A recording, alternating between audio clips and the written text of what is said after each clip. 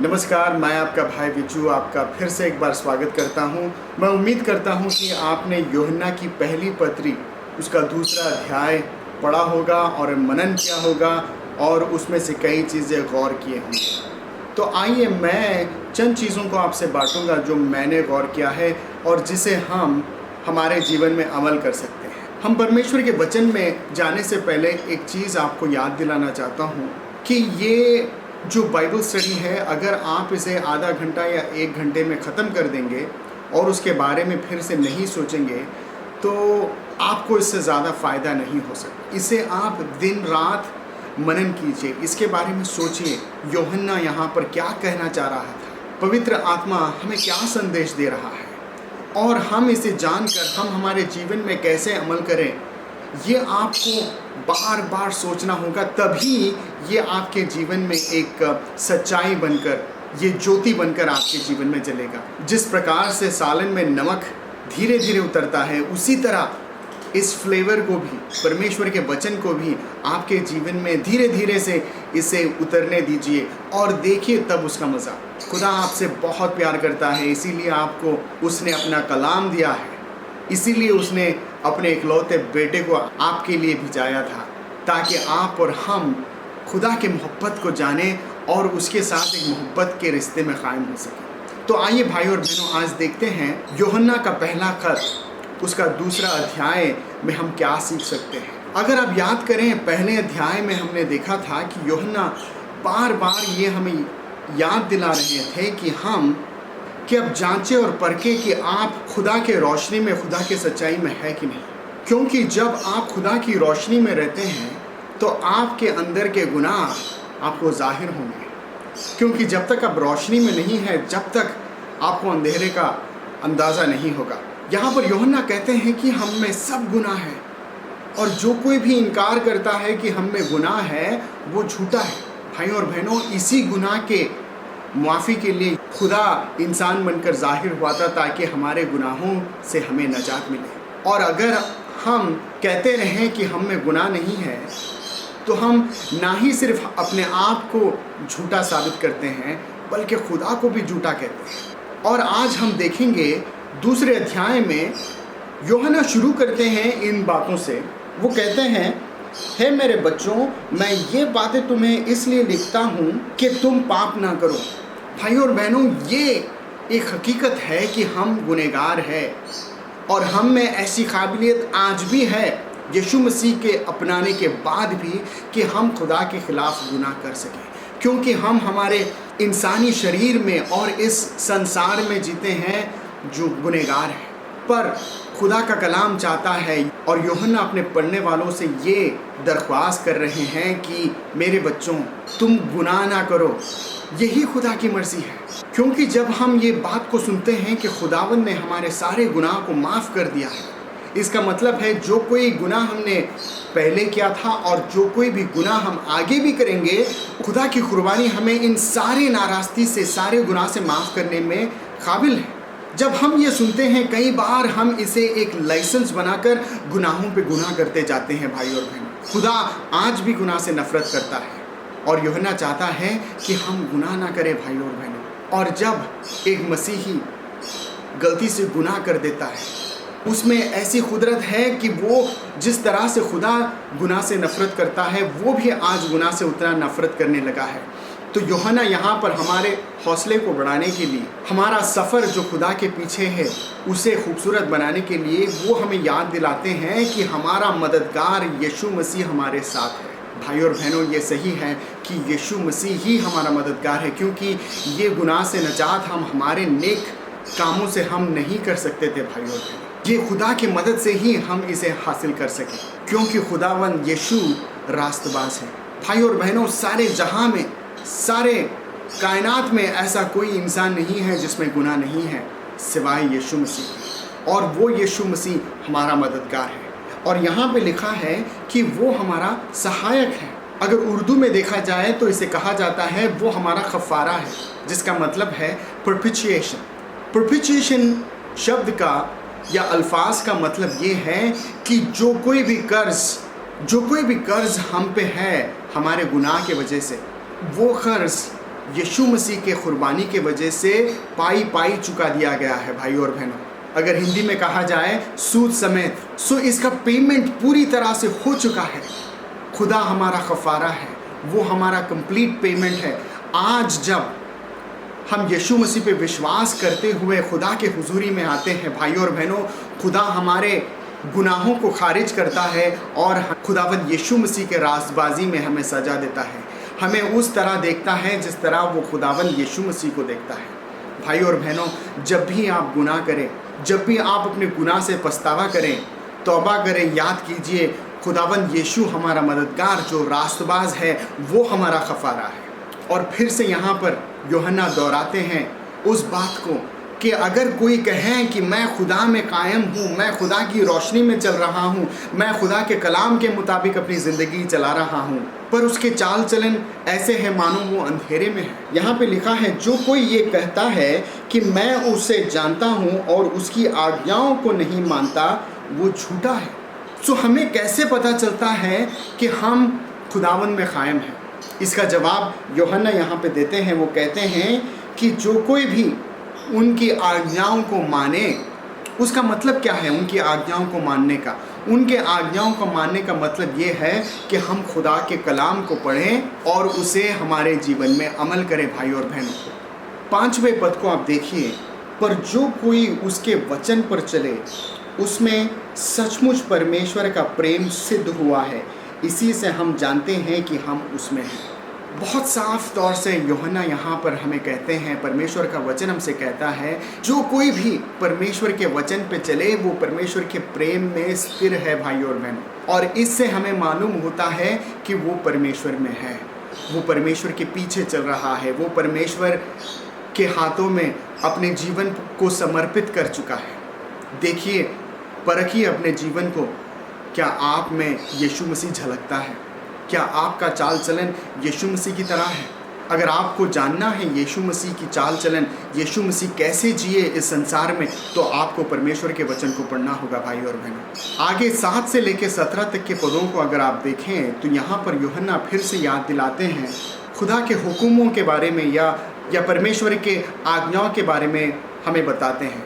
परमेश्वर के आज्ञाओं में हम क्या देखते हैं? देखते हैं कि हम खुदा को हमारे पूरे हृदय से, पूरे दिल से, पूरी ताकत से हम उससे मोहब्बत करें, और जिस तरह खुदा ने हमसे मोहब्बत किया हम औरों से भी मोहब्बत करें।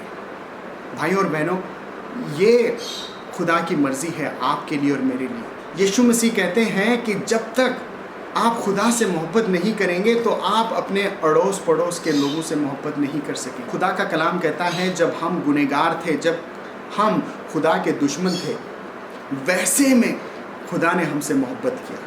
वो हमारे लिए एक पाक ज़िंदगी जीता है, हमारे गुनाहों के लिए वो मरता है और मुर्दों में से तीसरे दिन जी उठता है। भाई और बहनों, उस तरह है खुदा का मोहब्बत।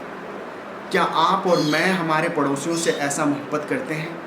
इसको हमारे जीवन में हमें परखना होगा, क्योंकि खुदावन कहता है यहाँ पर खुदा के कलाम में, अगर आप कहते हैं कि आप परमेश्वर की ज्योति में, उसकी रोशनी में जी रहे हैं और अपने भाई से आप मोहब्बत नहीं करते, उससे अदावत रखते हैं, तो आप झूठे हैं। क्या आप अपने भाई से मोहब्बत करते हैं? अगर आप करते हैं तो खुदावंद का कलाम कहता है कि आप उसकी रोशनी में, उसकी नूर में हैं। इसका मतलब ये है भाई और बहनों कि हम जिस प्रकार से खुदा ने हमसे मोहब्बत किया, हम औरों से भी उसी तरह मोहब्बत करते हैं। अगर आपको जानना है खुदा ने आपसे कैसा मोहब्बत किया है, तो आपको खुदा के कलाम में पढ़ना होगा और भी ज़्यादा समय आपको निकालना होगा और खुदा के कदमों में आपको बिताना होगा। भाई और बहनों, और यहाँ पर ये साफ है कि खुदावंद यीशु मसीह के नाम से ही हमारे गुनाह माफ़ किए गए हैं। इसमें हमारा कोई बड़ापन नहीं है भाई और बहन, इसमें खुदा का बड़ापन है कि हमारे गुनाहों को उसने माफ़ कर दिया।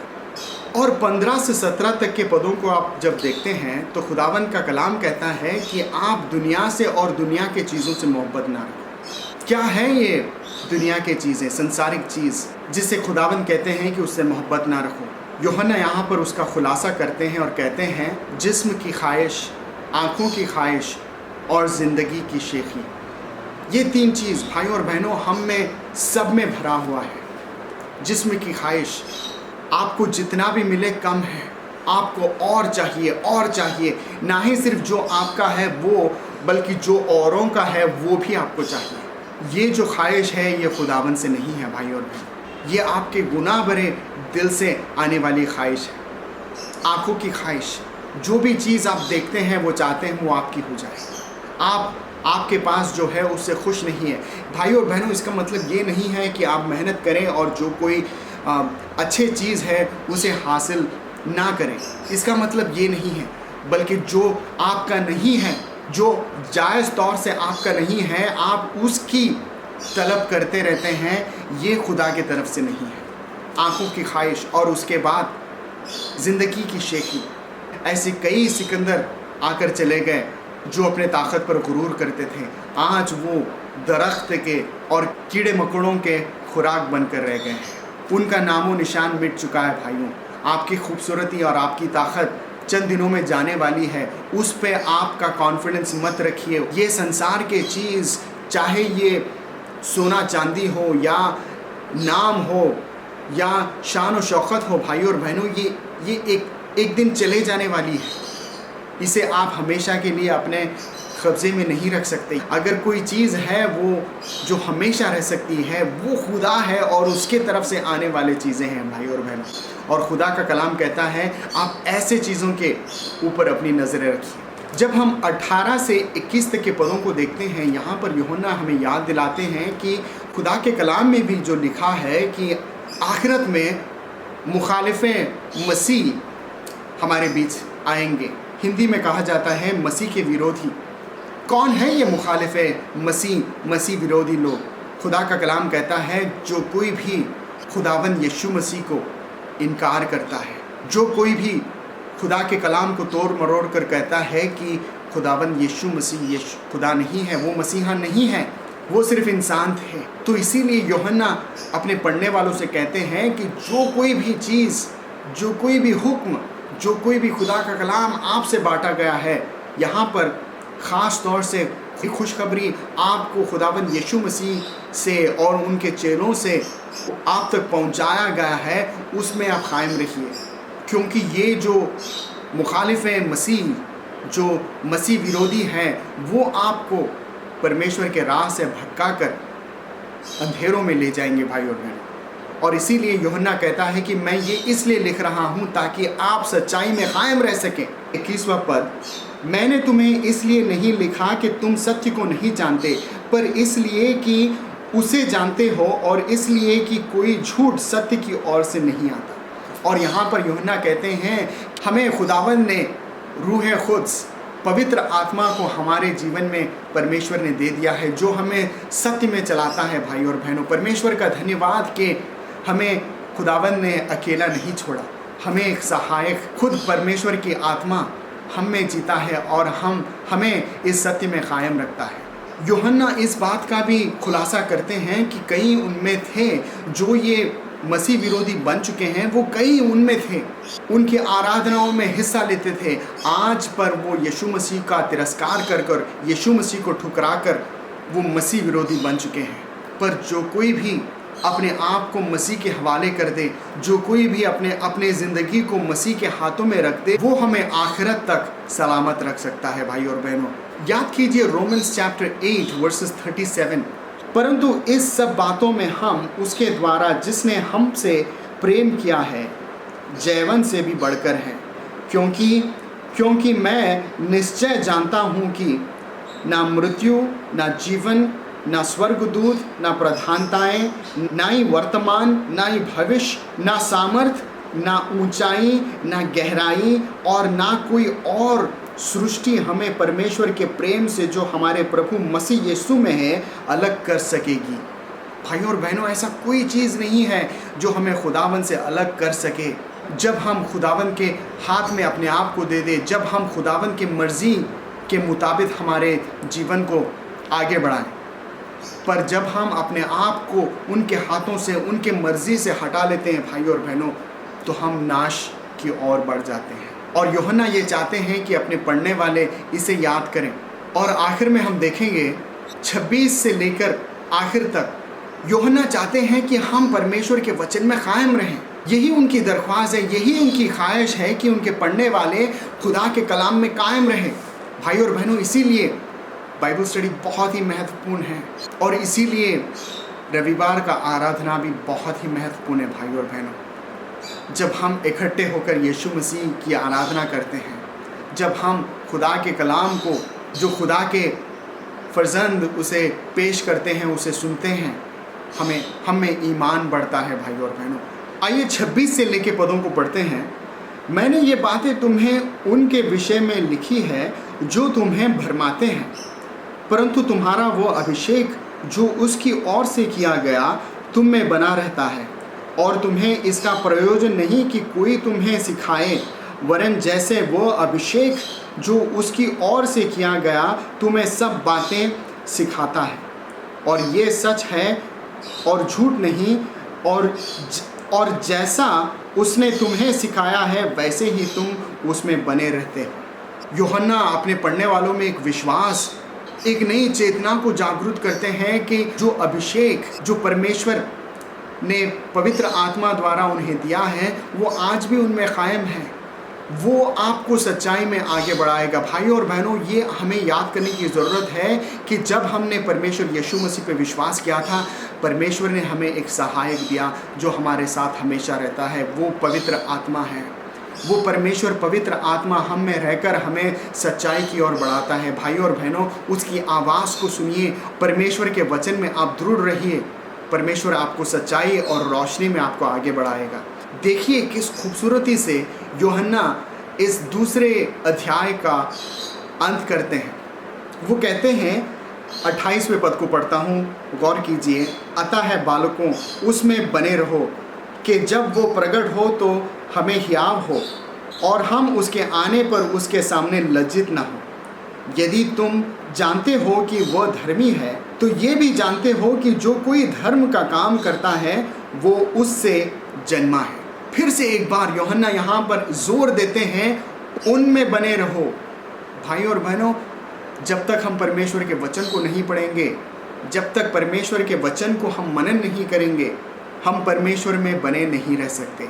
अगर आपको परमेश्वर में बने रहना है तो उसके कलाम को, उसके वचन को आपके जीवन का हिस्सा बनाइए। यूहन्ना और पवित्र आत्मा ये चाहता है कि आप परमेश्वर में बने रहें। यूहन्ना याद दिलाते हैं कि जिस परमेश्वर पर आपने अपना भरोसा, अपना ईमान रखा है वो धर्मी है। भाई और बहनों, सारी महिमा परमेश्वर को मिले, क्योंकि अगर हम में कुछ भी नेकी है वो परमेश्वर की नेकी है। तो यहाँ पर हम क्या सीखते हैं आज? खुदावन चाहता है कि हम गुनाह ना करें। अगर हम गलती से गुनाह करें तो ये जान लें कि रास्तबाज हमारा मददगार यीशु मसीह जो हमारा कफ़ारा है हमारे साथ है। अगर आप खुदा के कलाम में कायम हैं और उनके हुक्मों पर चले तो हम गुनाह पर फतेह हासिल कर सकते हैं। दुनिया से मोहब्बत मत रखो भाई और बहनों, और उसके चीज़ों से, क्योंकि ये सब जाने वाली चीज़ें हैं, ये बर्बाद हो जाएंगी। अगर कोई चीज़ अब तक कायम रह सकती है वो है खुदा और उसका कलाम और उनकी मर्ज़ी, और उनकी मर्ज़ी पे आप चलते जाइए। और ये भी याद रखिए कि मुखालिफ मसीह हमारे बीच में है जो खुदा के कलाम को तोड़ मरोड़ कर हमें हमारे ईमान से भटकाएंगे। तो इसीलिए खुदा के कलाम में, खुदा के सच्चाई में, उसकी रोशनी में कायम रहना ज़रूरी है, क्योंकि खुदा हमें इन नाराज़गियों से, इन मुखालिफ मसीह से हमें बचा सकता है। भाई और बहनों, याद रखिए, जो खुदावन पे आपने अपना ईमान रखा वो रास्तबाज है, और अगर हम में कोई रास्तबाजी है, अगर हम में कोई नेकी और अच्छाई है, वो खुदा की तरफ से है। सारा जलाल खुदा को मिले। मैं उम्मीद करता हूँ ये यूहन्ना का पहला पत्र, उसका दूसरा अध्याय के मनन से आपको आशीष मिला होगा। अगले हफ्ते फिर से मिलते हैं।